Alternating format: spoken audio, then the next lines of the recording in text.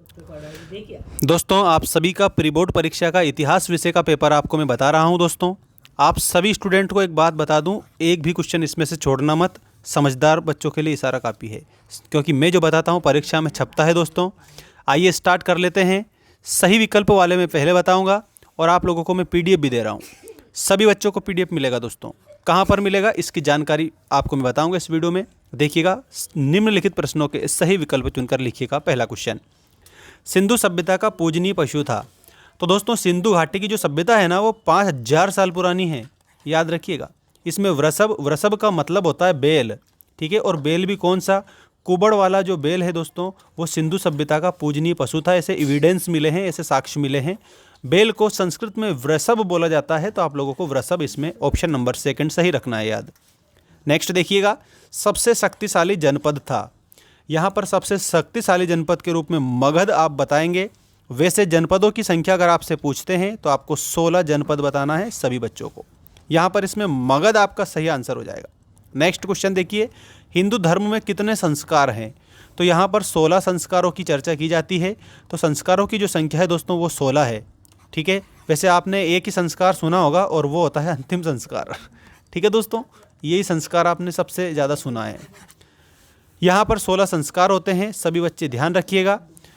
और next question ये रहा, सांची के स्तूप किसके समय में निर्मित हुए थे। मतलब कि निर्मित हुए का मतलब क्या होता है, बनाया गया। किसके समय में बनाया गया था।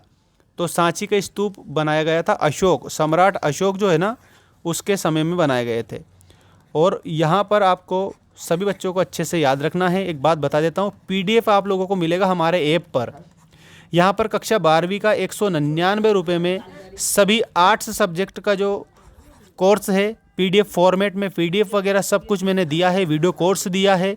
और दोस्तों, PDF इसलिए मैंने दिया है क्योंकि सब बच्चे मेरे से कहते हैं सर आप हमें पूरे जो पेपर्स हैं वो PDF में दे दीजिए। तो दोस्तों, सारे मॉडल पेपर मैंने PDF में दे दिए हैं। इसके लिए आपको क्या करना है, आर्ट्स कक्षा 12वीं वाला 199 का कोर्स परचेस कर लेना है, जिसमें इतिहास भी रहेगा, पॉलिटिकल साइंस रहेगा, हिस्ट्री रहेगी। और इसके अलावा दोस्तों, आप लोगों को देखिएगा भूगोल भी मिलेगा, हिंदी अंग्रेजी भी मिलेगी, ठीक है। हिस्ट्री और इतिहास एक ही बात है। सांची के स्तूप किसके समय में निर्मित हुए थे, अशोक सम्राट, मौर्य सम्राट, ठीक है। चलिएगा, नेक्स्ट क्वेश्चन देखिएगा। यहाँ पर कौन सा विदेशी यात्री भारत में मुख्य काजी नियुक्त हुआ था। साथियों, प्यारे बच्चों, यहाँ पर मुख्य काजी के रूप में इब्न बतूता याद रखना रहेगा। ऑप्शन नंबर 2 आपका इसमें सही उत्तर हो जाएगा। अंडाल भक्तिन का संबंध किससे था। तो यहाँ पर कर्नाटक आपको याद रखना है। Option number 3 will be correct answer. Karnataka आप सभी स्टूडेंट को आंसर सीख के जाना है। पूरा 100% रियल है, किसी भी प्रकार का कोई क्वेश्चन गलत नहीं है। आप लोगों के लिए मैं इतनी मेहनत कर रहा हूँ। चैनल को सब्सक्राइब करके रखना ताकि वार्षिक परीक्षा तक धूम मचा दो आप। वैसे ऐप को अगर डाउनलोड कर लिया तो आपको कोई हरा नहीं सकता, क्योंकि वहाँ पर हमने इतनी अच्छी चीज़ें दे रखी है।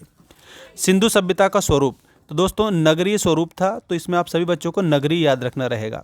सिंधु सभ्यता का जो स्वरूप है वो नगरीय था, याद रखना ढंग से। अगला क्वेश्चन देखिएगा, प्रभावती की पुत्री थी। तो ये चंद्रगुप्त विक्रमादित्य की पुत्री थी, ठीक है। यहाँ पर मैं बता देता हूँ, चंद्रगुप्त विक्रमादित्य, ये लिख दीजिएगा, ठीक है। अगला देखिए, महाभारत की महत्वपूर्ण देन है, क्या है। तो श्रीमद् भागवत गीता। तो इसमें भगवत गीता श्री कृष्ण भगवान की वाणी, ये महाभारत की देन है। त्रिरत्न का सिद्धांत कौन से धर्म का है। दोस्तों, इसमें जैन धर्म लिखिएगा आप सभी, जैन धर्म आपका करेक्ट आंसर होगा। नारियल और पान का विवरण किसने दिया था। तो ये इब्न बतूता ने दिया था। तो आप लोगों को इब्न बतूता लिखना रहेगा करेक्ट आंसर में। नेक्स्ट क्वेश्चन है, तालीकोट का युद्ध में लड़ा गया। तो तालीकोट का युद्ध 1565 में लड़ा गया था। ये आप लोगों का आंसर सही है। आईने ए दहसाल ने जारी किया है। आईने ए दहसाल अकबर ने जारी करा था, ठीक है। याद रखिएगा, अकबर ने एक धर्म भी चलाया था जो अनेक धर्मों का मिश्रण था, दीन ए इलाही उसका नाम था, ठीक है। याद रखिएगा, आईने दहसाल अकबर ने जारी करा था। You can take a screenshot and learn all the questions because all question is very relevant and according to your syllabus.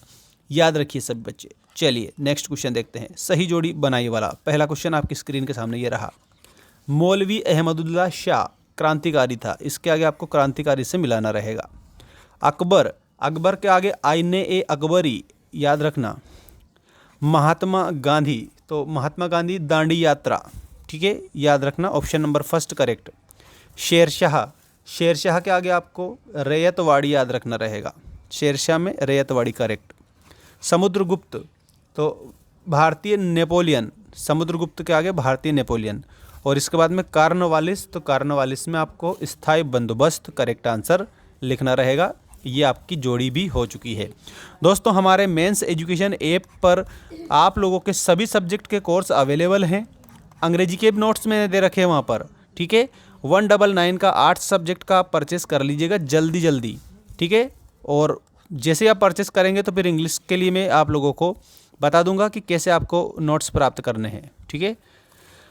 निम्नलिखित प्रश्नों का उत्तर एक शब्द एक वाक्य वाला देखिएगा। सिंधु सभ्यता के किसी एक बंदरगाह का नाम बताइए। तो लोथल और कालीबंगा थे। लोथल में बता देता हूँ आप लोगों को, लोथल आपको याद रखना है।